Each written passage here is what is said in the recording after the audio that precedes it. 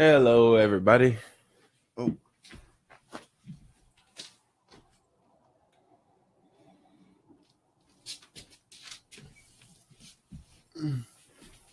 Good morning. Good morning. Welcome back to the Journey to Greatness with David McDonald, the GOAT.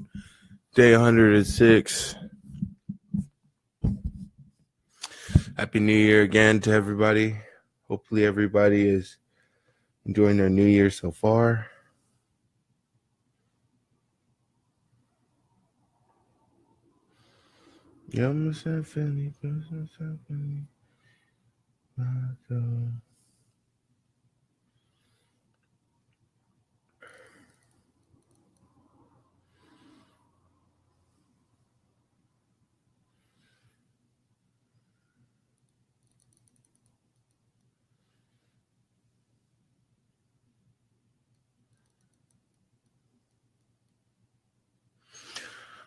Alrighty then.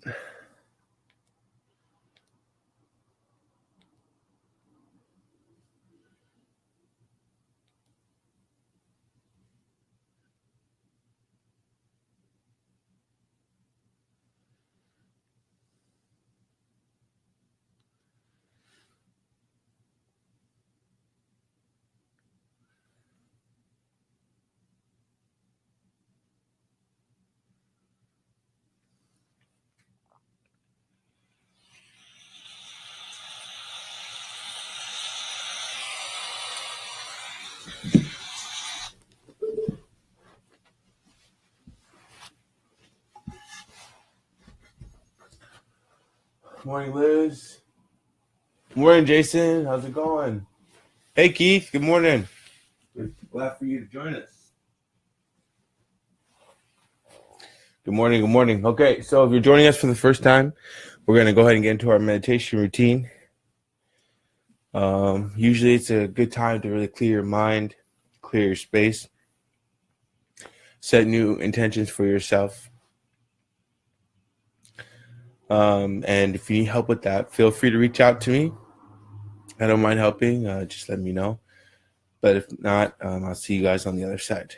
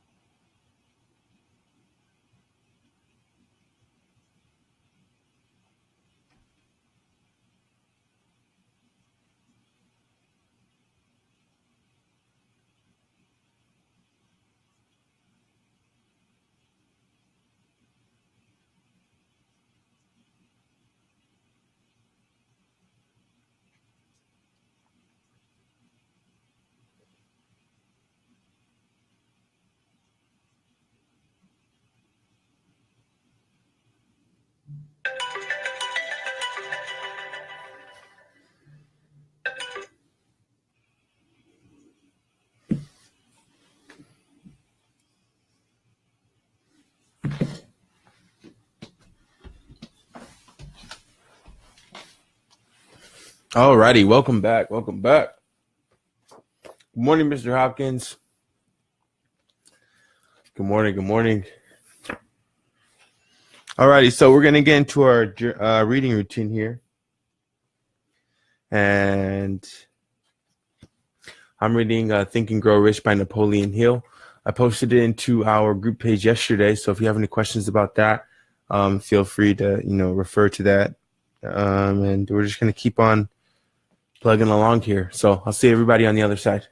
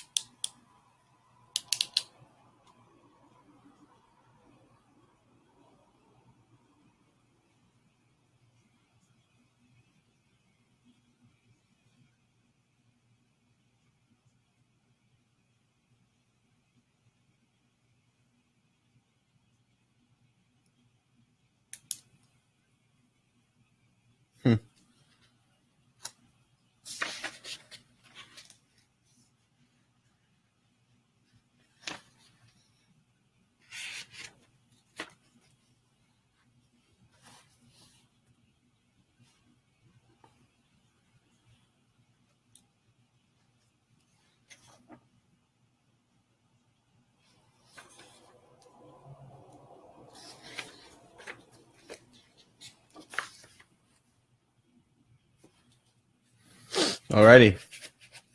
So we'll rejoin the section of the book that we'll go over today after we finish our journaling section. But for right now, that completes our reading session, reading routine. So in our journaling routine, if you're just joining us for the first time, usually what I start off by writing is, I'm grateful for waking up and I'm grateful for exceptional health. And so then after that, you can pretty much, use the journaling session to either clear the space for you, get things that are in your mind, whether it's great ideas, ambitions, goals, things that you want, New Year's resolutions, if you made them. You can go ahead and pretty much, write everything down, in your journal.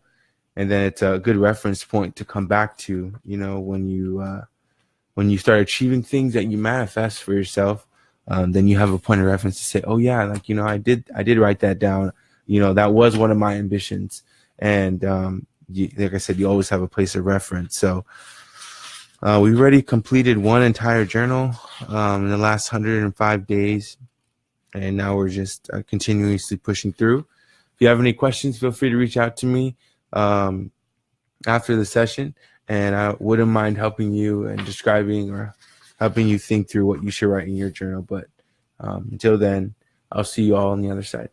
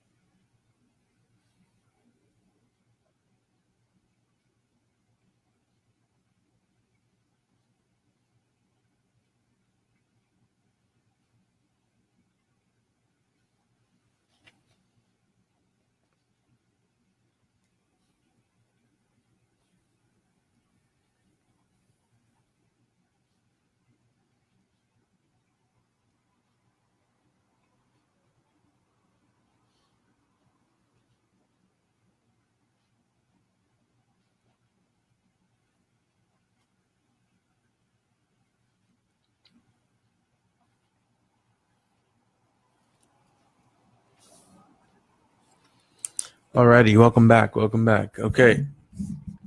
So, needless to say, I should say, some pretty incredible things happened yesterday. But first, before we get to that, this book, I feel, is going to be an absolute blessing to everything that we're moving towards.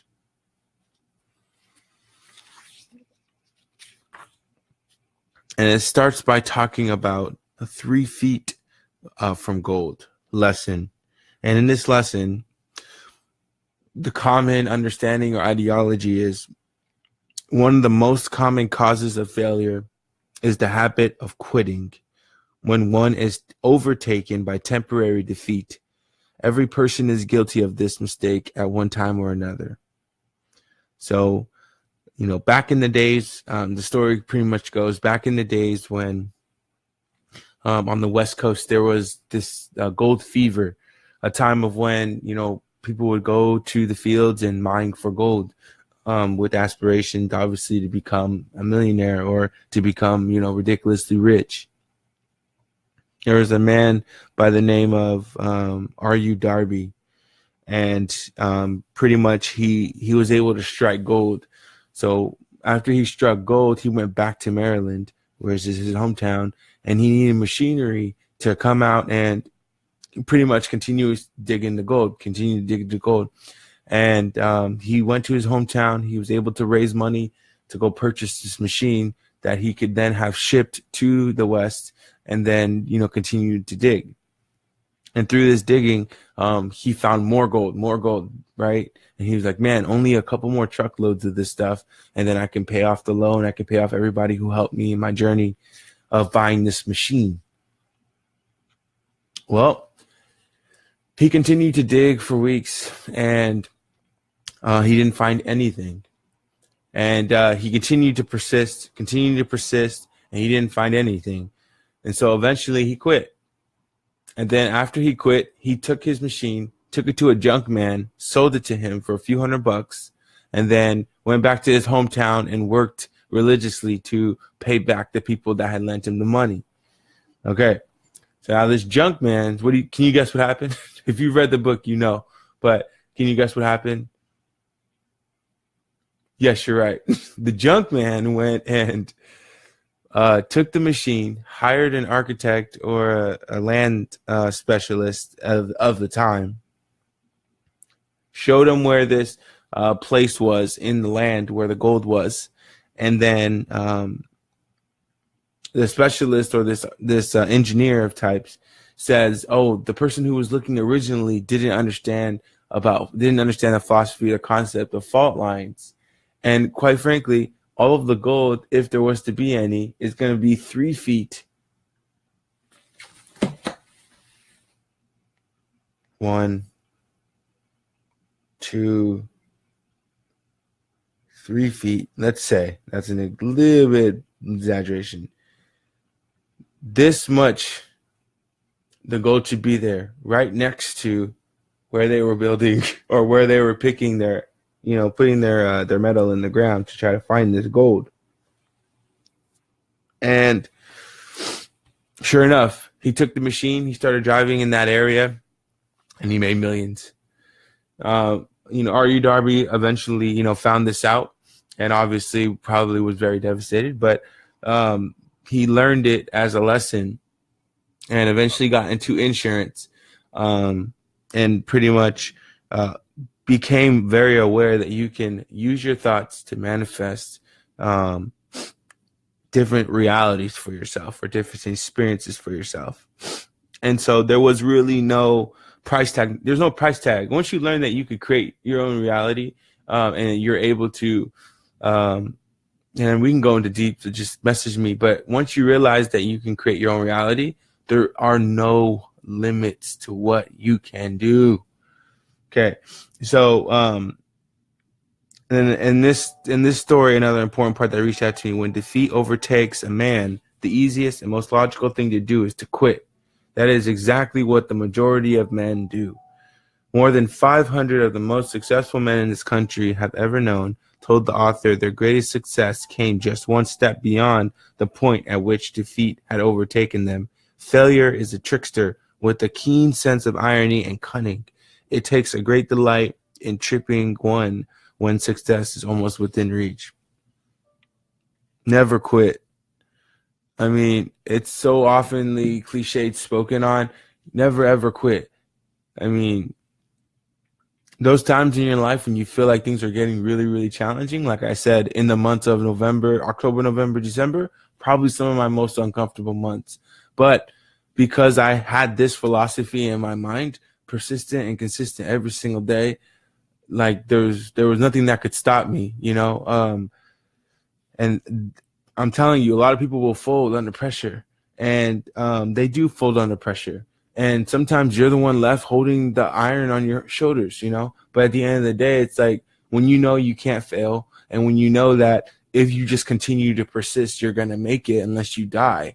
Then you know what's the point in quitting? And then the second story that the book goes into is the 50 Cent lesson in persistence. This book was I think it was written like a while ago, because you know you could tell by the language that they used in this book. But essentially, you have a I think Mr. Darby, so that same gentleman who missed the gold rush. He was working with his uncle in a barn in a wheat mill of some sort, and a colored child is what they refer to her as the book. A colored child came into the barn and said, "Hey, my mother needs 50 cents." So then Mr. Darby's, or R.U. Darby, I should say, his uncle looks at the kid and he goes, "Hey, you need to go back to the house, right?" And then he's so involved in his work that he doesn't even notice that the baby girl's still standing there.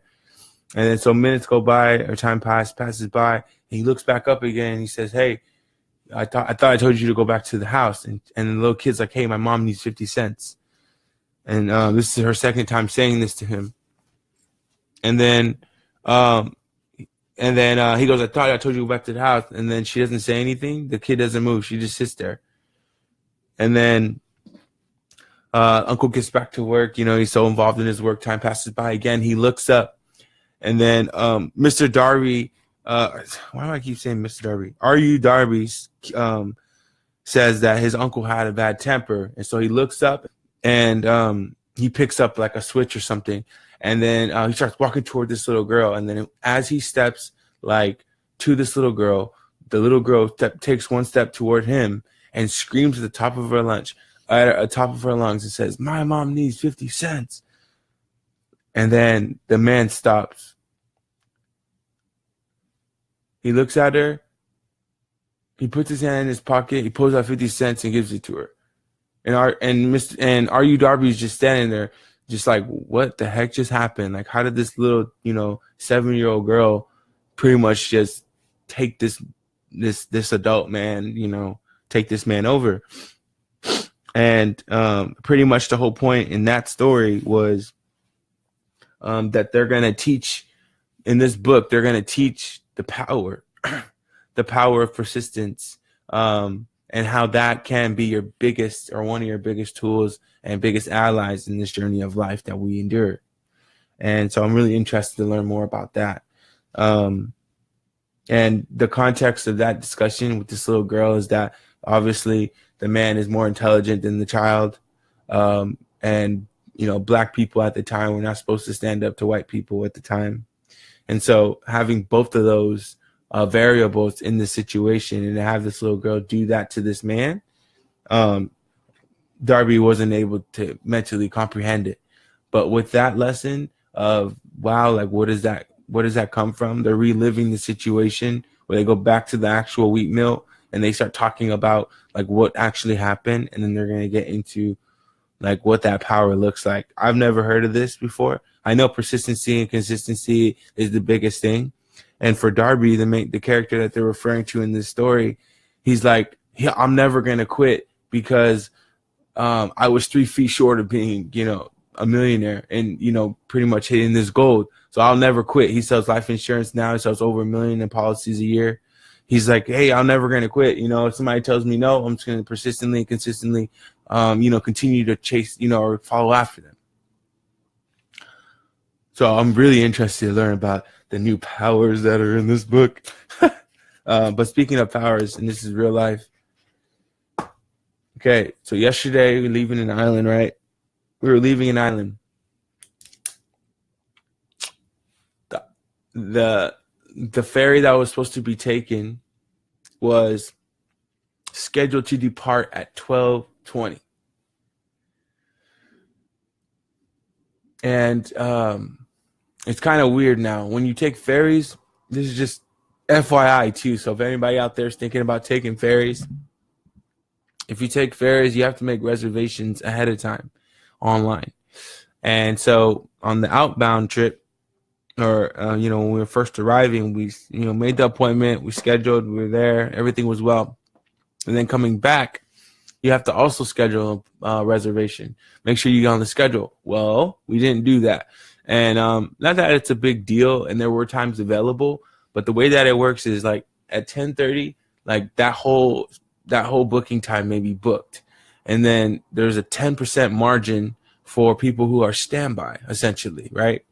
And similar to like how you stand by on an airplane.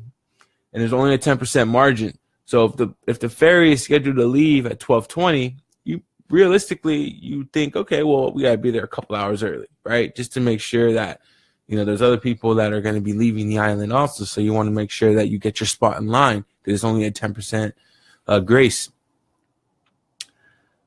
Well, we got there 2 hours early, and I can tell you that we were not a part of that 10%, right? Because there was people there probably 3-4 hours ahead of us. Incredible. So there's two lines. There's line 8 and there's line 7. And there's like maybe 10 cars down line 8, down line 7, and we're on line 8, and we're the third car in line 8, right? And so we're sitting there, and then the gentleman at the gate, or at the check-in gate, he was like, hey, I was like, he was like, I was like, hey, we're gonna be on standby, we're pulling up. He's like, oh well, it's getting pretty packed. He's like, but you want to go to line 8, right?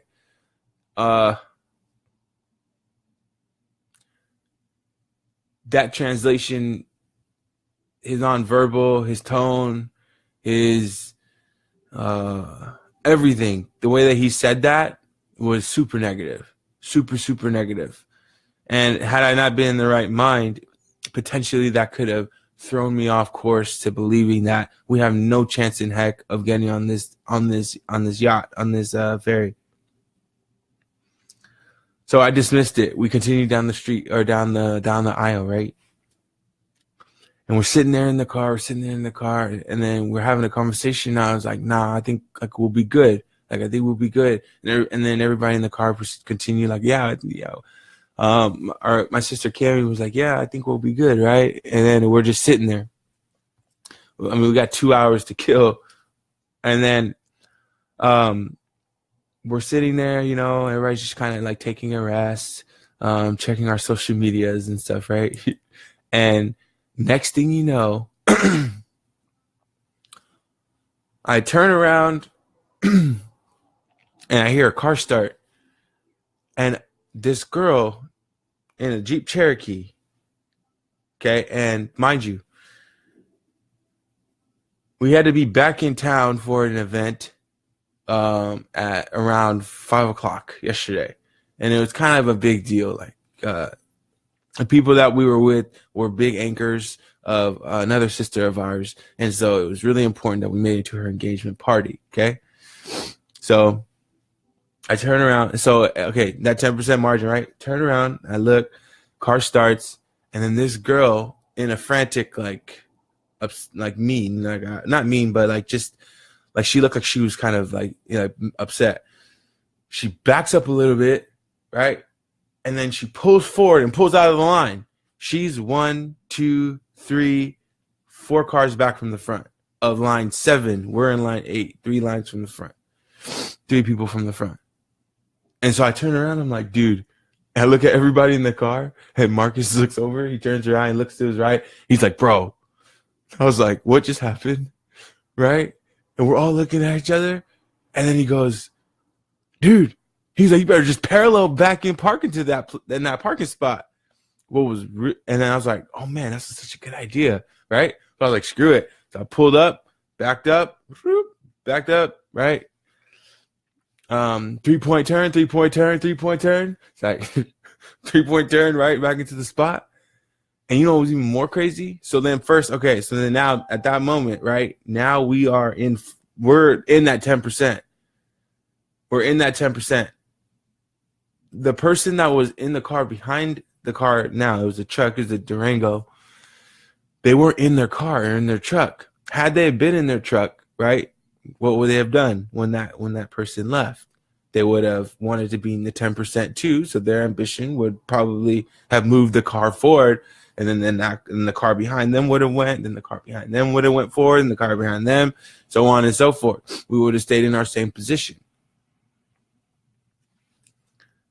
Holy smokes.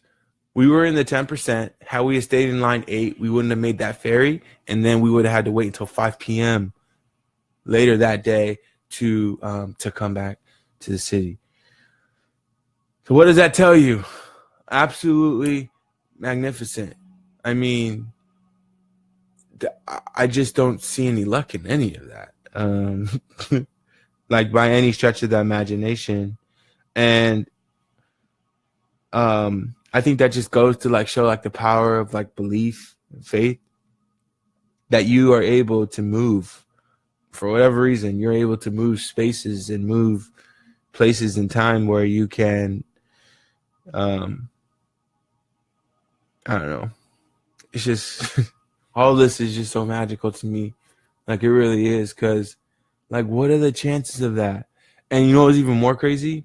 Opportunities show up, but had like Marcus if Marcus never said to me, oh hey David, I think you should parallel park into that spot, within me it would have just been like, oh, she moved, cool. You know, but to have an opportunity and see an opportunity and then execute on the opportunity by moving into the spot are like two different things, you know, because they say that success in life is based off of how you execute. And if you can execute, then, you know, that's the I call it the gold window of opportunity. We always kick it, or we all see each other in public. Oh, hey, what's up, man? It's been so long. I haven't seen you so long, man. We should go grab a drink. We should go have lunch. We should have dinner. This, that, and the other. But then at the end of the day, nobody calls you. You don't call them. And then it just all kind of falls apart. You know, that's lack of execution. But that is the window that's the window when you execute and you move through that space. That's when things start happening for you. Because now you're gaining momentum, you're actually subconsciously thinking of things and then executing, making them happen. They're becoming a reality. More opportunities show up, this, that, and the other. But when those, similar to this situation, I'm going to call it the fairy blessing. Similar like the fairy blessing that we just experienced yesterday, opportunities always show up, and in the weirdest ways. Like who knows why that gal left in her Jeep? Who knows why she pulled out of the line? But who really cares? At the end of the day, when you see opportunity, where opportunity presents itself, even as remarkable as it may be, the important thing to remember is just to execute. So with that being said, we're a little bit over here now, but that's okay. And I'm going to thank everybody for joining me today on the Journey to Greatness, day 106. Day 106, right? Yeah. Day 106. A lot of good things cooking for 2018, the turn of the year. And, we're just going to continue to push forward in this. I'll see you all tomorrow at 5 a.m. I hope you all have an excellent day today. Enjoy your day off if you're able to enjoy that, and enjoy your day at work today. So love you guys. See you tomorrow at 5.